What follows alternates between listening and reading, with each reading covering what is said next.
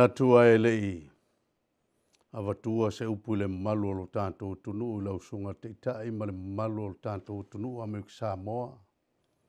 Te nane o tātou ainga ha o maua le avanoa e whaitapo inga ai i ainga o le maua se avanoa tātou te iai le malu malu. O te manao e vea i a upu o le tuspaia po le awhionga le atua. E a mata ai la tātou whaafeloinga ma tātou maafutanga i le neitai au sapati.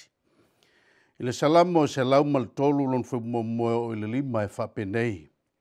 Lo wanga ngai whamanu antu i a Iova o mea umafo i oi tonu i anta. I a whamanu i lo suaf pa ia. Lo wanga ngai i a whamanu atu i a Iova. Au a fo ine i ngalo se me tasi o au mea lofa. O le whaamanga loina uanga sala maami o leanga umalava. O le whaamalo loina o mai umalava. O le whaoleina au mai le tunga mau. O le whaapaleina au i le alofa muti muti vale. O le mali eilo umana o i mea umalava. Malol soifua i le neitai au au tanto iai. I malolonga mai aso iono. I le polokalame poto ma le anta mai a le atua. Ua mawhai ai o na tātou malolo i le aso muli muli o neiva i aso. Se i o tātou whaitau langa i le atua. Faafeilo i atuai. I lausunga i le taitai o le malo ma le malu o le whainga malo tuila manua. O a inga taitasi o Amerika Samoa. Mwhai o na maua le avanoa. E sila sila mamai moa mai ai le TV whaasalalau. I nei, i tutuila le Ekalesia Luafitu le toe fio mai. O te whapea tutalia fia o tolu tātou maftanga i le neitai au. Ia vea ia upu a tāwita o se upu tātou te whaitaulanga whatasi ai, ma tātou whapea ane. Tātou whamanu i le atua. O le na ia taitai ma pui lo soifua ma lo wola.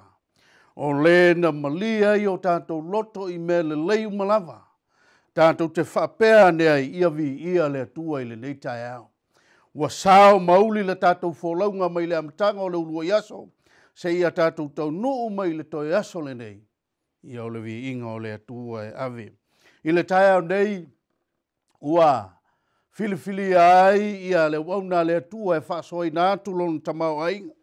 Whale nganga, le sunga ia pasta tui tuli atu, mai le Ekalesia i Malaeloa, ia ma Pavaiai, Samoa, ma le Ekalesia Faaperetania Faapea talia fia lau sunga Faafeagaiga, awa le moli ina o le finangalo o le atua i le nei sapati. Lea Luafitu ma le malo a ingo le Ekalesia Luafitu, ua mawhai o na le maua se tapua inga i le malu, a vea ia le nei avanoa o te Faapea tuai. Ia a ngai mai, ma silisila mai, ma maua se avanoa tātou te whaitapo inga whatasi ai i lunga o le ala ata o le TV asam a wā le whamoe nei sapati. Ia o le au whai al tātou te talo. Ia e a matai na aila tātou launga. Le atua fitalai o le atua manu malo, le atua tausi o le atua leo lau fio. O le alefa ma le o meka o le amatanga ma le whai unga o mea uma. O le na e leo ina si o mātou tunu. Le ngata i le teitai le atua o le mamalu o le mātou malo Amerika Samoa manua. Ia inga teitasi le atua o loo whanau manu matapua i atu i ante oe le atua. Ia fo i le viinga o le whamanu ma le whaafutai lau fia. Whaafutai le atua wau mai le mātou savalinga i le nei mamao. Whaafutai lau teitainga ma lau pule whaasoifua. O silinga ai se talavale le atua e ui lava.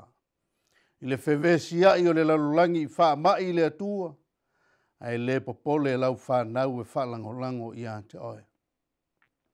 Whaafutai lau tamau ainga o whaamaruianga. Na o mātou ai mawhenu. Mātou manavaina le ea e maua fua.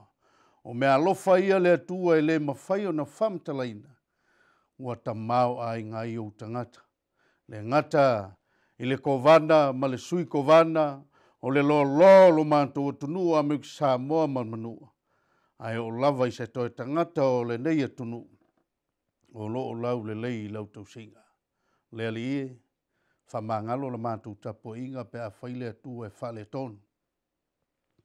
Pe a whaia Iese mea ua se ai mātou. Pe a whaile atua sa se la mātou laa i le amatanga o le vaias. Le nei o mātou tau nuu mai le aso muli o lou sapati. Ia le ali ia ia fo ia le vi inga i lau whamangalonga i o mātou tangata. Ta talo mo le whailaunga Faapitoa o le nei sapati. Ia alu ma le mana la upu le atua. Whao ngā ia le atua i lona mawhau ma lona fonga.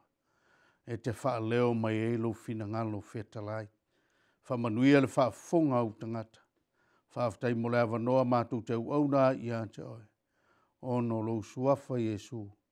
Amen. Ia o le wala watu mo le tātou pese Faapitoa a matai na ila tātou launga. Wha aftai.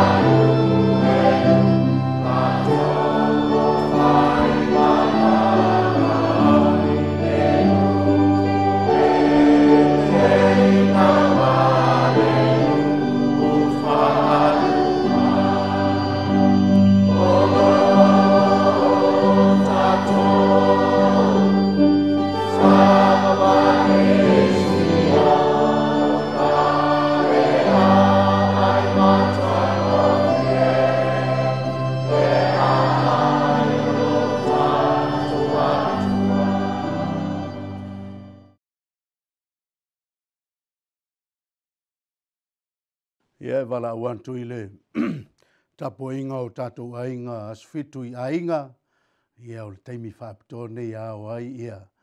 Le tupe a le atua I lau ato. Ia malau taulanga e whailo loto mali. E mamoli le atua I le nei tai au. Le au whaia tātou talo mo tātou taulanga.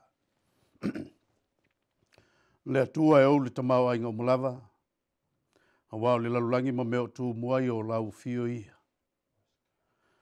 O mātou whaafo I atu le sifulua I le atua o le vaenga Faapitoa lau fio. E au noa lava ma se whaitalia ma se whiwhilinga e whaia ia se tasi. Whaatasi e mataulanga I le loto mali. Whaamolmole le atua se e talia mātou taulanga. Whaamanuia ia I lantou le atua o e ua whaitaulanga ma whaafo I sifuluai. Ono lo suafa Iesu. Amen.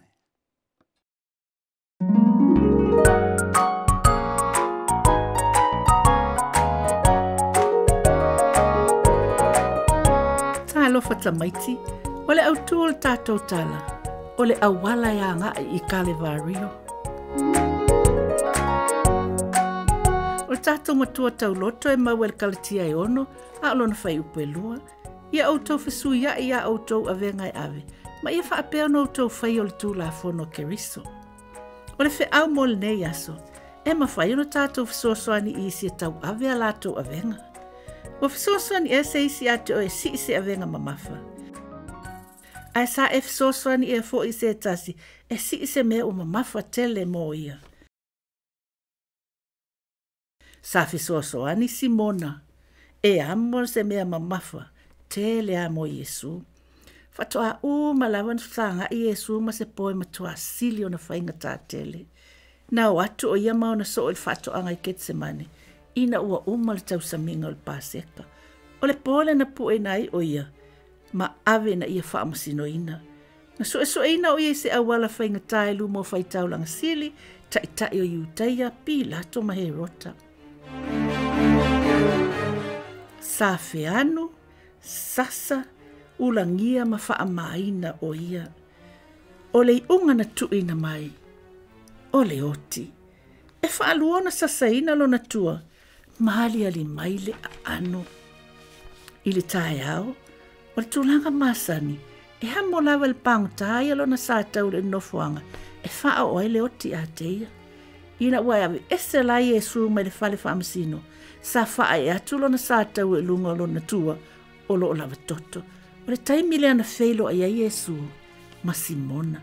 O Simona e saumele ai o kurene le itu I Afrika I Sefo, ele o tau mai ele tuspa I ele mafu anga na o mai Simona I Jerusalema. Masana na sausa na malanga Faapisi nisi, ma faatasi mai le moto tangata. Sa ilo e Simona se wa inga winga ese o lo mai tawina foi. Ele moto tangata, o se tangata o lo si e mia. Ene fita Roma se toa whaa. O lo ia ilungo le ulo le nei tangata se pale tui. Ua lava toto lo na tino, mai fallinga mai, o le a matapongia. O lo ia moina se sa tauro. Ufa iloa mai ai, o ia o le a whaasa tauroina. Masala matautia se sol tū la fono, na whaatino ina le nei tangata o mawhaufongo I Simona. O whaafua se una pa uri tangata lea, ua tele le toto wa tafe mai lo tino, o na sasasa ina tinga aina o ia, e fallinga mai o maliu, o mawhaufongo I Simona.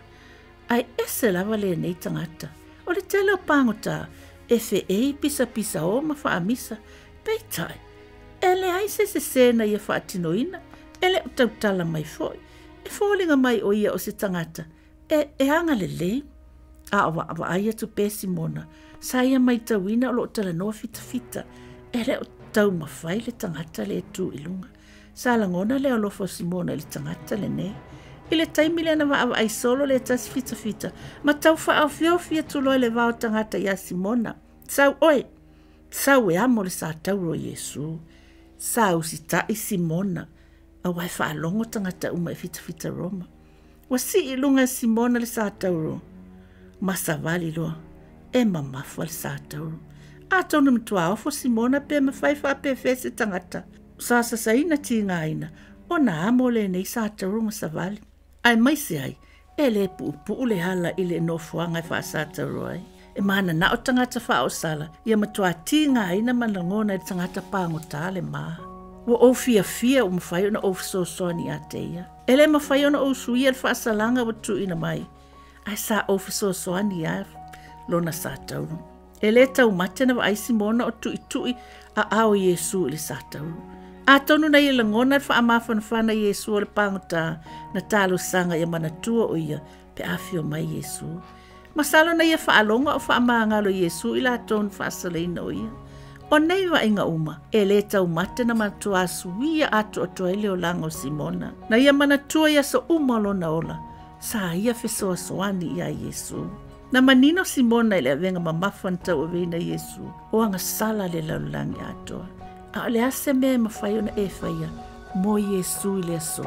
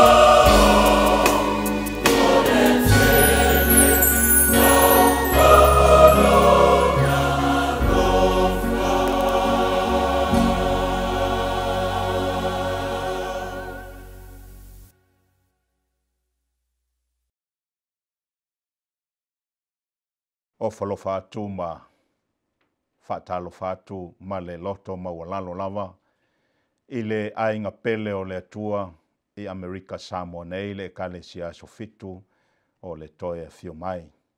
O fea lava o e maua mai ai le nei Faasamoa.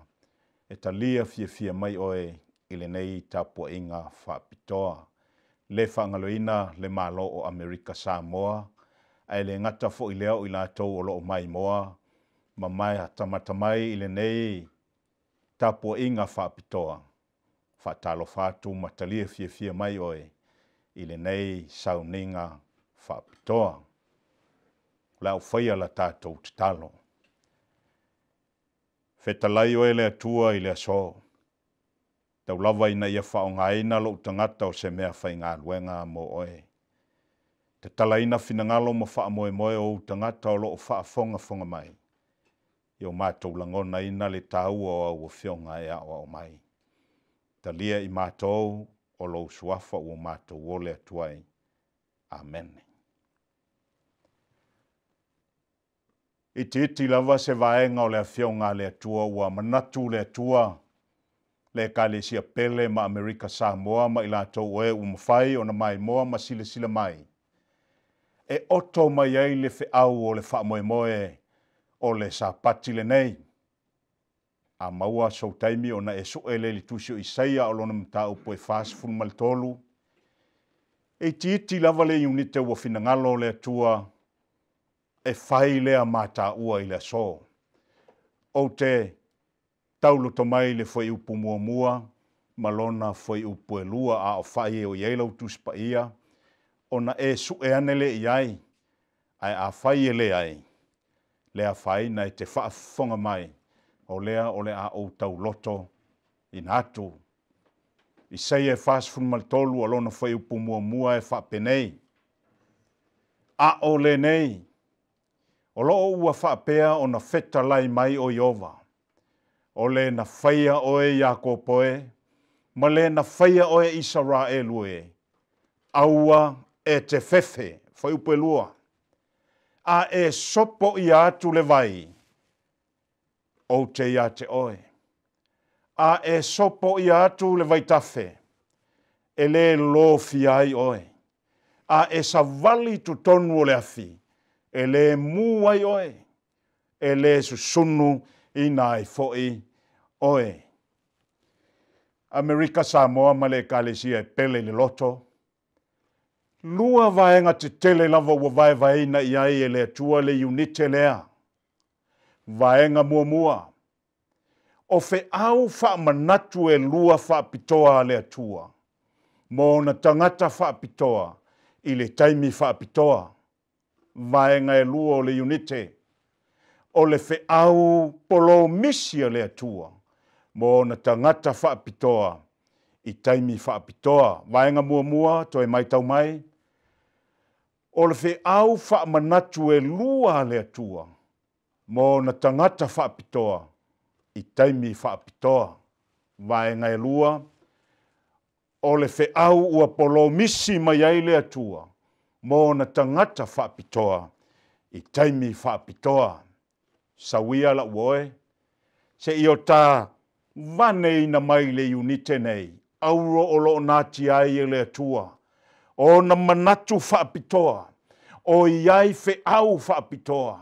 Mo oe maau le tangata au auna i le atua. I nei o na po. I le whai upu lava mua. E mua lava e tau le soafai tau le nei. Ao le nei. Soafai tau mua le nai te tau iai Amerika Samoa. Ma le Ekalesia pele pe e whai tauina le whai upu mua. Ao le nei. So se teimi lava e te whai tauina i le tuspa ia a e tau pe te awheane i le soafai tau le nei Amerika Samoa ma le Ekalesia. So se taimi e te maua i le whaamtalanga le nei po le soafai tau le tuspa ia. E iai se mea o manatu le atua e te tau o na e mai taua.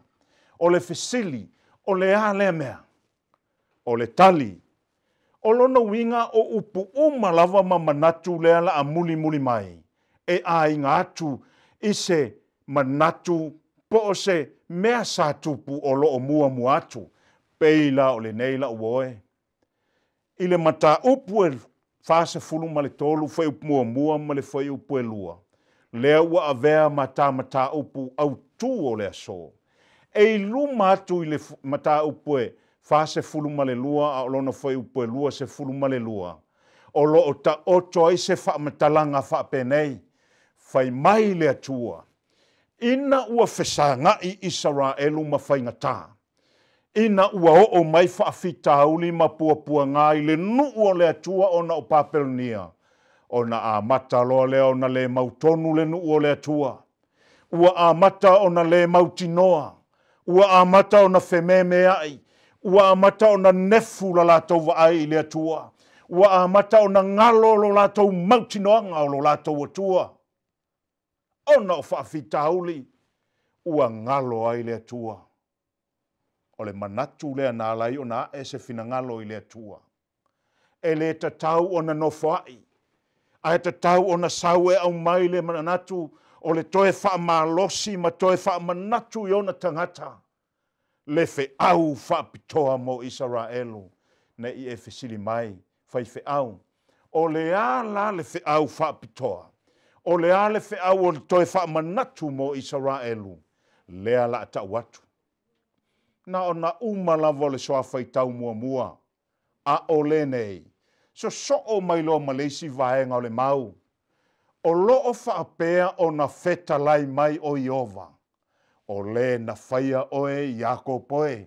Toi whaafonga mai. O loo whaapea o na feta lai mai o Iova.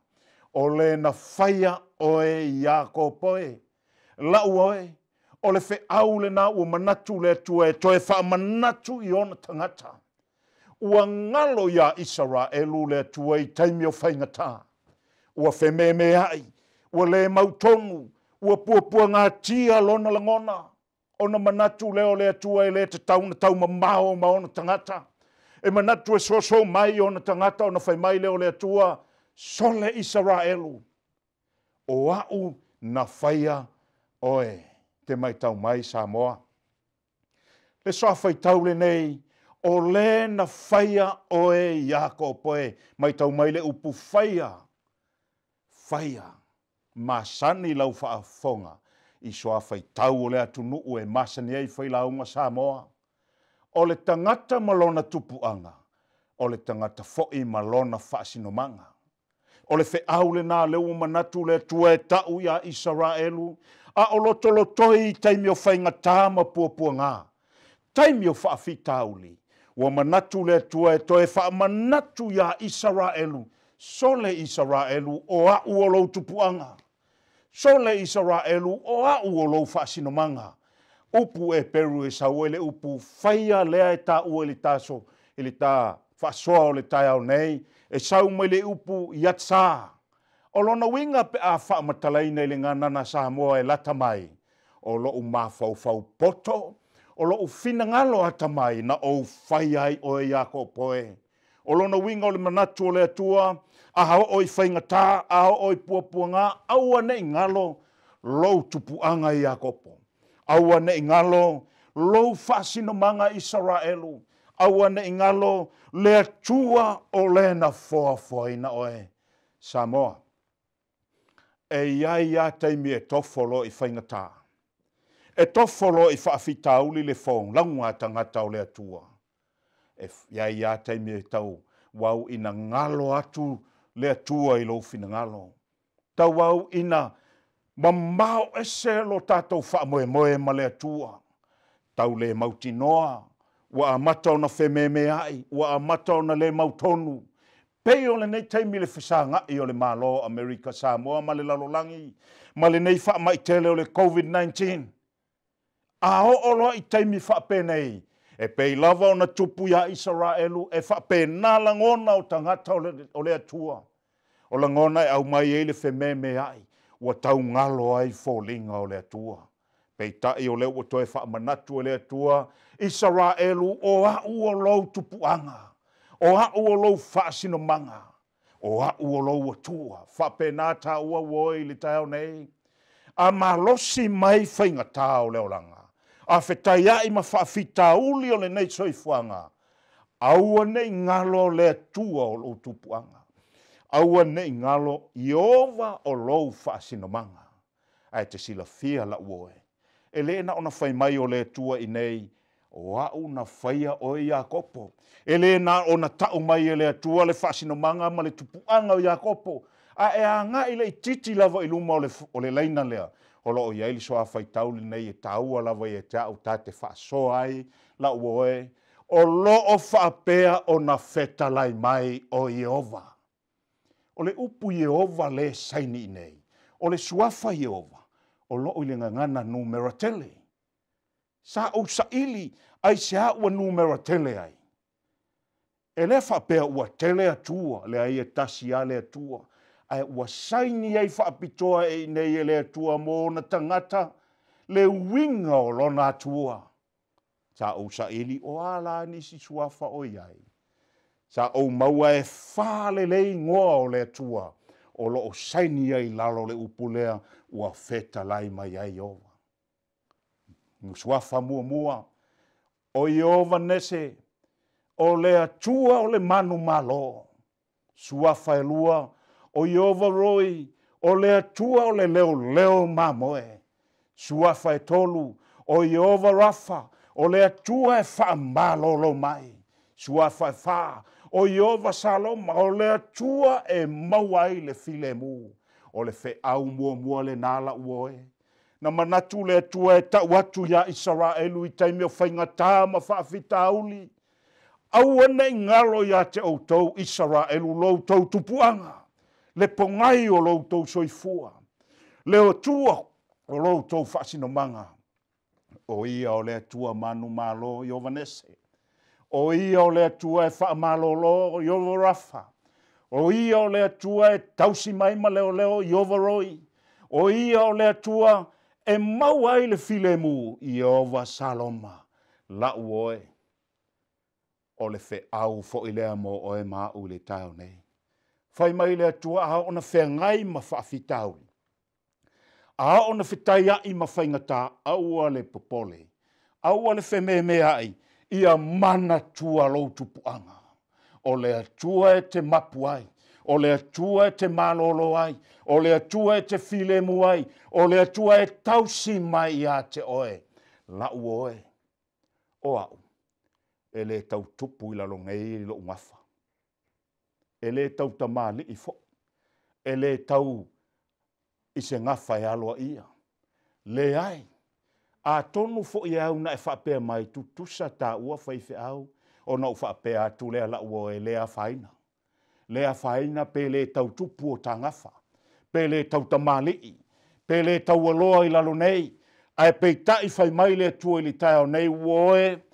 A o olo i teimi o whaingata ia e mana tua o au o le tupu anga o lou soifuanga.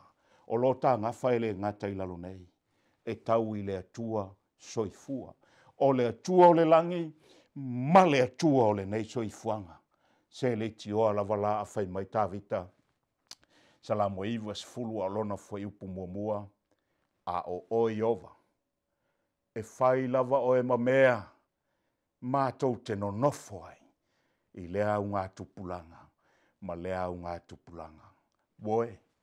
Whesanga e lo ma whaafitauli. Awana i ngalo lo atua. O lo tupuanga. O le mafuanga o lo soifuanga. O le atua e manu malo ai. O le atua e filemu ai. O le atua e tausi mai. O le atua e whaamalolo mai. E tau i elo ngafa. O ia tate folau ai ilangi mama saunga le muai. Fe au manatu lo na lua mai le atua. Mo na tangata i teimi o whaingata. La uoi. Na o na umalava na e whaitau au le soa whaitau lea. O lo o whetalai mai Iova o le na whaia Iakopoe. Sau lo malona whai unga o le soa whaitau. O le fo ina ia whaia o e Israelu. Te sila fia pe a whai e te tango e toi whaitau le whai upule na. E whaalua o na tā ua e le upu whaia. o le na whaia oe Iakopoe, ma le na whaia oe Israelue. E lua ona tā ua le upu whaia i le ngangana Samoa. Ai le ngangana na urua i tūsia i le tuspaia, e le tutusa upu nā. Sa au ta watu le taimi ua whano, o le upu mua mua whaia Iakopo i atsa. O lona winga o le Fau, o le finangalo poto o le atua, na whaia ai o e Iakopo. Ai o mai le vaenga muli muli o le na ia whaia o e Israelue. Ua sui o le iatsa, a ua sau le ngangana e peru o le Backgroud. O lona winga o au na o tofia oe, ma o filifili eina oe. A wha umala le whaitawina o le whai upu. O na o whaitau atu lea whaapenei Amerika Samoa ma le Ekalesia. O lo o whaapea o na whetalai mai o Iova. O le na whaia o e Iakopoe, ma le na filifilia o e Israelue. Te mai tau mai, la ua oe le tai ao le nei. A o ina filifilia o i semea, e iai sona manaonga, ma sona winga Taua Faapitoa. Mai o le fesili la lea e au na fesili ai. Ai sa lava na manatu ai le atua. Na te filifilia Faapitoa Israelu e avea mo na nuu Faapitoa. Ai sea. Upo le atunu e masani o na e whaafongai la uoe. E lele tu lolo fua la au o le vao. E a fua o na mafalala. Ina uahangi fisanga. E whapena le whiau o le tai au le nei la uoe. Whai mai le atua le whiau lona lua mo ta ngata o le atua. Sole. I taimi o whaingata. I taimi o whaingata ma puapua ngā. Aua ne ingalo ya te oe. Aua ne ingalo ya te oe lo tupu anga ma lo watua. Lua. Aua ne ingalo ya te oe. O au na o filifilia oe. Aisea. Aisea nala yo na filifilia e le tua Israelu. E avea mo na nuu Faapitoa. O le tali. E te maua i lau whanua o le tusio kenese. Whai mai le tala le tuspaia. A o inaangi maalie le matangi le aso. O na whaalongo atua i leo a tamu ma ewa ua fetalai mai le atua. E le ngata ina fetalai mai le si ufufonga maalie. Ai whai mai le tala le tuspaia. E mafuta mai le atua ia ila ua. Mafuanga le ala uoe. Manatu ai le atua na te filifilia Faapitoa Israelu. Ona o le atua e fia mafuta i ona tangata. I taimi o puapua ngā o Israelu. Na toe taua tue le atua, aua ne ingalo lo whaasinomanga ma lo tupuanga. O le atua e te manu malo ai. O le atua e tausi mai. O le atua e whaamalo lo mai. O le atua e te file mu ai. Mea lona lua na toe whaamanatu atu le atua. I taimi o whaingata ma puapua ngā, aua ne ingalo te fia mafuta ia te oe. La uoe. Wa uma Israelu na ave i eife au nei. Pei tai o le lava e ola mo oe maha o ili te mili nei. Whai mai le atua la uoe. A o ina lua whesa ngā i ma whaafita auli aua ne ingalo. O le taimi le mana o mia i le atua. Le vāvala lata tele o le lua maafutanga. Tele au taimi la uoe. O tātou na o le au ngani atu lava le atua whaamanuia mai. Le atua alofa mai. Le atua tali mai. Tātou te manao na o le paua lea. Taua tu i le atua le mea tātou te manao ai. Ma o tātou manatua te tau o na tali mai le atua. Pei ta i la uoe. O le meo le mafutanga. E i tūlua sa o walu o te asiasi le. Malo o Samoa i Sefo ma o maua i tua o le mateti. Tu lou lava lau whaafonganga. O luatua le tua i se whailo ilo se lau papa. Ai lua au la tusi ai. O leisi au e pointi leisi tu. A o leisi au e pointi leisi tu. A o lalo ane tusi ele upu whapene. Two-way street. O lona winga e mawhai nālu i o. E mawhai nālu i. E whapena le mafutanga le mana o iei le tua la uoe. E le manatu e te tauna o le lau atu i le atua mea tātou te mana o ai mea tātou expectinga le atua. E whaamanuia matali mai. E manatu le atua e mafuta ma fetalai mai ia te oe. E ala i le whaitoa wina o lana fionga le tuspa ia. E ala i lotu i le tae ao ma lea fiafi to tonu ainga pei o le whiau o le vaiason tenei. E ala i le tatalo whaatasi ma le anapongi. O mea ia tate mafuta tuai i le atua. A o la ina tau atu o tatou mana onga i le atua. O na tali mai le o le atua. O le mana onga i le tangata ua ungani atu. La uoe. O ma natu ia ma fe au e lua na manatu le atua e whaailoa atu ia Israelu. I taimi o pua ngā aua ne i ngalo lo lātou tupuanga, malo lātou whaasinomanga o Iova lea. I le taimi e tasi na manatu le atua e whaailoa atu i ona tangata. O le taimi sili lea e fia ma futa mai ai o ia i ona tangata. O le taimi o whaingata ma pua ngā. Taimi e whea ngai i pua ngā, se i ofisiri atu le Ekalesia, ma Amerika Samoa, ma e o loo mai mo mai. O whape i le lua vā ma lou tupuanga. O e mana tua lou whaasino manga i taimi o puapuanga. O iei se mafutanga vāwala lata o e ma lou atua i taimi o whaingata pe aho o mai. O le wheau mo Israelu, o le wheau whoelina mo o e mao. Manatu le atua e ta tau ona awane i ngalo o iei taimi o tā whaingata. E te tau o nā tili iei o na whela tai la tātou mawhitanga maia. I taimi o whaafitauli ma pua ngā o le nei o langa. Manatu le atua o lawa ni ngalo. A ia mautinoa ma o tātou i loa o ia. Male mawhitanga wāwala lata maia. Fitu tausanga o u tausia se tenei titi i lo u ainga. O male fitu tausanga, ai toi vili mai lona tina i New Zealand. Faifeau, o te fia wheloa i la utama o lea la ualuatu. O whai atu i la uto o lua ta penalteine, tato wo le Malaeloa alele wheloa i malona tina. Ina ua Savavali mai lona tina. Na whaate ia o ina ua lata mai le tina. Ai whono atu le tēnei titi ua fitu tausanga o tausia e le ito e wheloa ai, e le ito e tala noa, ma wa ai lona tina. Lata mai lona tina, ua o mai, ai wala au atu le tēnei titi. Mami, whawhetai ua o to e wa ai a te oi. Sa o wa ai atu o fusi, ma whetangisi. Whai mai lo to o lua i a te au. This is unbelievable.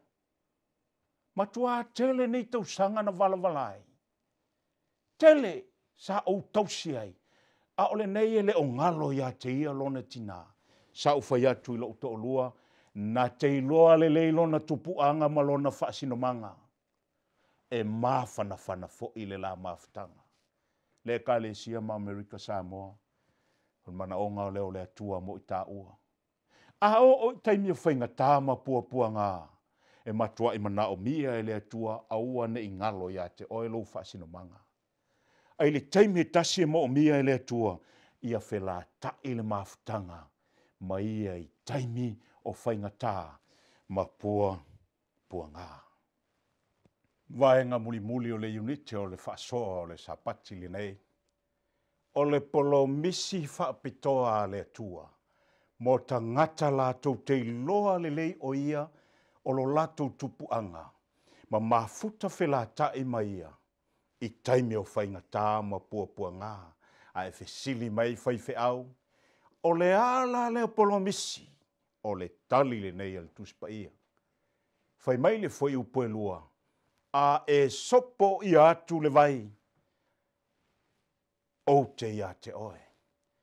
A e sopo i atu vai tafe. E lelo fia i lava oe. A e Savavali fo i tutonu le afi. E le muai oe. E le susunuina oe. Tau te sila fia le ngangana le whaongaina i nei le perfecta. I le aoina o le tuspa ia o le ngangana le tau o le allegorical vernacular. O lona winga o le ngangana e whaafolinga. o le ngangana e faatusa, o le ale winga, o le vai tafe, o le vai maleafi, o faatusa lea o whaingata ma pua ngā. Whai mai loa lea o la tā Faasoa i le tai au le nei. A o ina e ui i tu tonu o pua ngā. A o ina e Savavali i tu tonu o whaingata. A o ina e ui i tu tonu o mea e ti ngā ma pua ngā. Whai mai la le polo misi e le atua. O te iai whaatasi ma oe. Ta te o whaatasi ma oe. E le lo fi ai oe. E le a whaina ai lava oe. Le polo misi nā le langi la uoe le fiafi li tai au le nei. Whai mai le atua. A e mana tua lo tupuanga i taimi o puapuanga. A whela tai le lua mafutanga ma le atua i taimi o whaingata. Polo misi mai lo le atua. Po oa la whaingata e te ui ai. E sau mauli lau Savalinga. Po oa whaingata e pesi mai. E le malue e foa le tangata. E iloa lona mwhasino manga. Malona atua. Mai whela tai le la mafutanga. Malona atua. La uoi. Pea whai e te toe sila tutoa i aile. Foi upulea. E leo polo misi mai le atua a mea le ini whaafitauli. I le soifuanga le te ola ma ou. Le te soifua ma ou wolai. Te sila fia oe la uo pele le tai au le nei. Te leo taimi e tupu mai lo whaafitauli. Pe u fallinga mai le au kerisiano ma tangata o le atua. Ua whesilingia le atua. Pe tai e le polo misi mai le atua. O le o langa le nei o le a e soifua ma ou wolai. E le ai ni whaafitauli le ai. A e whai tau le iai whai mai le atua. A e sopo i atu vai. O lona winga e iai whaingata, e iai puapuanga, a e whai mai le atua. I to tonu na whaingata ma puapuanga. Tā te iai whaatasi ma oe. Amen e le Ekalesia. E le tu una na oe le atua i whaingata. E iai le atua i o ta ua puapuanga. Pe a whai. E le ngalo lo whaasino manga ma lo tupuanga. La lata le lua mafutanga. Mautinoa. Ta te wholau whaatasi mai ia. I taimi o whaingata. Te leo taimi ta te talo le atua ave ese mai mātou mai nei whaingata ma puapuanga. Ai tau tsil fio le taimi e whaatanga e le atua mea nā ina ia eva ai e le siri ese. Ma le o whofongia o le atua le te au na iai. Whai mai li tala le tuspa ia. I to tonu o le vai. O te iai, e mana o le atua e sau te tonu o lo whaafitauli la uoe. A me le sui e lor tāta talo. Taimi o puapua ngā te whape atu le atua, sau ia tā whaatasi māu i taimi o whaingata ma puapua ngā. Pe a whaita te wala aulieina ke riso. Pe a whaita te wala aulieina le atua i taimi o whaingata, taimi wa le Savalinga, taimi o mai e pei ona iei nei, ma le mautonu ma le mautinoa, e mautinoa la uoe. Po le alawa le pesi o whaingata ma whaafitauli. E le teitai o nā whaina, le tangata nā te iloa le atua, ma futa ma le atua. I so se taimi o lona soifuanga. Fia whaia le tala le nei.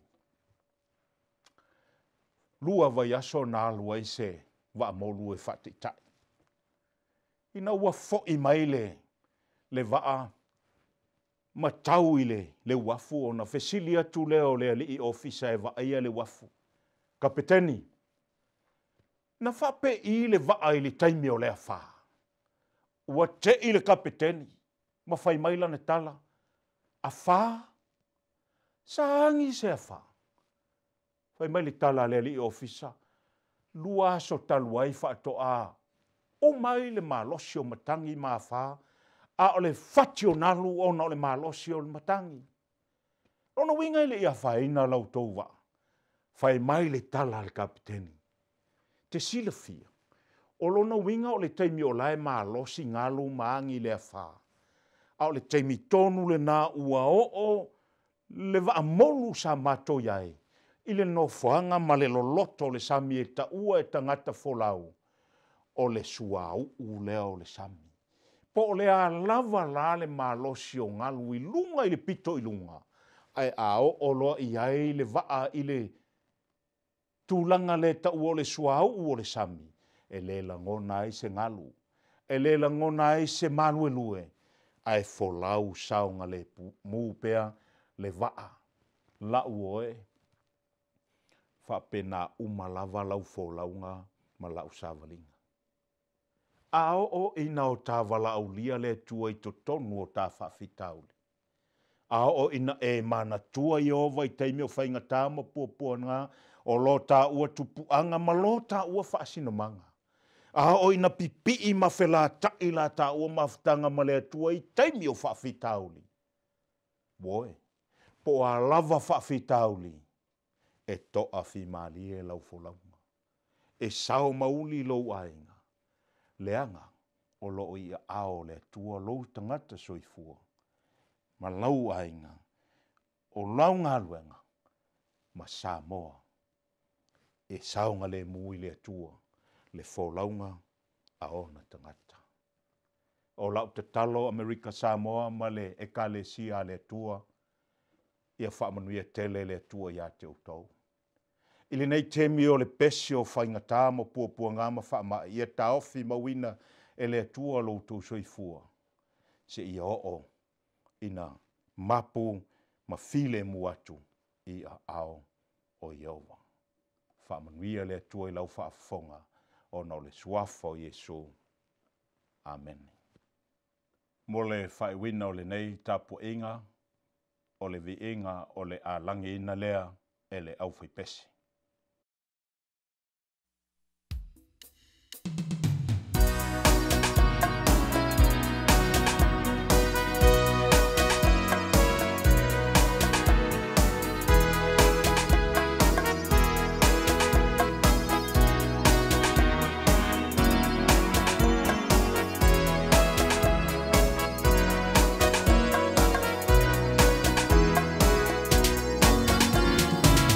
Oh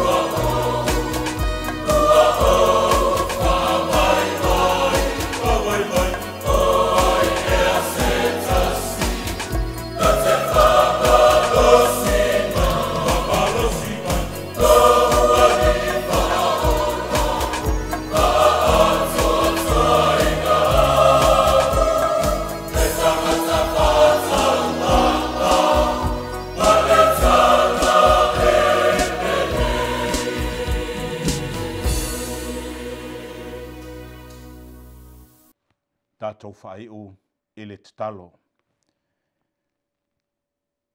Whaftai le tua i le mautinoanga e te le tuua i mātou, i teimi o mātou puapua ngā mawhaingatā. Ai o lou mana onga le tua ia aua ne ingalo ia i mātou la Luafitu. O le tupunga o le soifua, malo mātou whaasinomanga.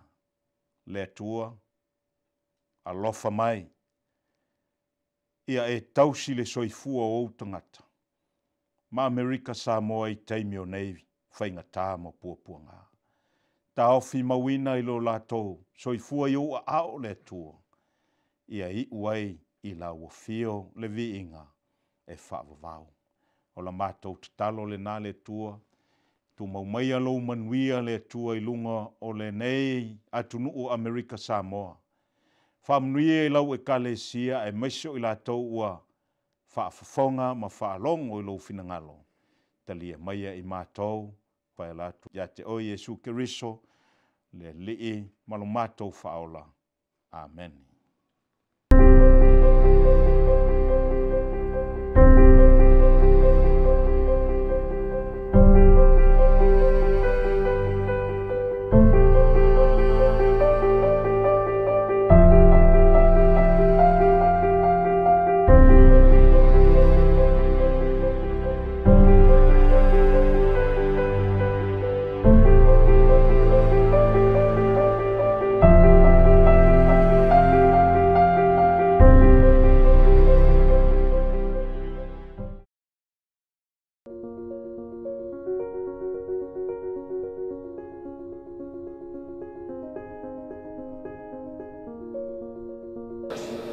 As I stated 5 years ago, the Seventh-day Adventist Church is God's remnant movement, made up of those who, according to Revelation 12:17, keep the commandments of God and have the testimony of Jesus Christ. And we are on a heaven-directed journey. We must go forward, not backward, because we are almost home. I'm more convinced than ever before that Jesus' return is near, even at the door. O le Ekalesia Saufitu o le toi Feau mai, na whaatuina e le atua ma tu ia i Feau muli o le Tala lelei e Faafeagaiga. E aua angelo e totolu. Le lalolangi. Mai le mvalu pilio e se lau limas fukuafe i la tau e maliliu yaso te itasi. O le fesili. E to fia i la tau e maliliu ua i lore Tala lelei e Faafeagaiga. Mana tu natu iai. E na o le 2 miliona le Aufaipese o le Ekalesia Saufitu o le toi Feau mai. Fala talata mai i lau whanua o Samoa ma Amerika Samoa. Ua ova ma le afa miliona le Aufaipese o tangata Samoa umalawa. I le lalolangi atoa. Ai pena o le fase fulman 5 afe o le Aufaipese o tangata e le lotu a Saufitu.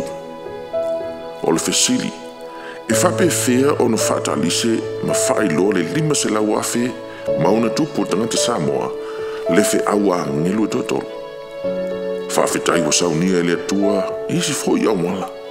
O se tasi o wala sile no vave o le whaonga ina o whasota inga whaona ponei. O le mafuanga leo le iei o le au unanga e taua o le American Samoa Adventist Media o le ASAM.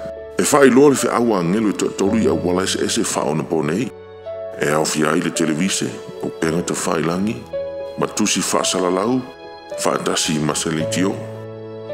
I le teimi nei, e tasi le polkalama whaasalalau, ai whaita wafi tangata e mai moina i le vaiaso. Ai a ngā lulu e whaatasi le Ekalesia, e ono o atu i le tolu se lau mon tupu, hafe tangata Samoa, e ma whai ono whalongolongo i le whaawa angelu i totoro. E whabe Feona e awaima e Fesoa swani, i le momoli nātu o le whaawa angelu i totoro, i le lalolangi o tangata Samoa. Au e te popole e ma whai, mua, e ma whai ona e lango i lo whaasalalawina i lunga o le Facebook, o le Twitter, o le email, o so se vaenga o le social media, i lunga o le penga te whailangi. Lua, e mawhai ona e lango i le ofo ina mai o lau tāleni e mawhai ai ona e whaasalalau i au wala ese e pei o le whai o polkalama mo tu pulanga ese mai lama i Fanau se ia o i au mātutua. Tolu, e mana o mia lau lango i le lafuina o sautaulanga e lango ai li a Sam i Sabbath Service. Fa e mawhai ona e soani whaalau i loa ala ata ma ala leo whaasalala ale Ekalesia e peo le Hope Channel 5 ia mana tua ngā ruenga whasalalau i au talo sanga i aso te tasi. E te silafia na loto e tasi ma ngā lulu whaatasi le au soo i lalo le teita inga le nganga pa ia na mawhai ei o na mawe o na whasalalau le tala le lei. Whai ene i loa sau filifilinga e te lango ai ngā ruenga whasalalau a lau Ekalesia Luafitu le toia fia mai i Amerika Samoa. Mo se fasili walau mai i le ono iwa whātolu walu. E te mawhai ona e asiasi i le website asamtv.org o le Facebook o lunga le YouTube o le Hope Channel American Samoa.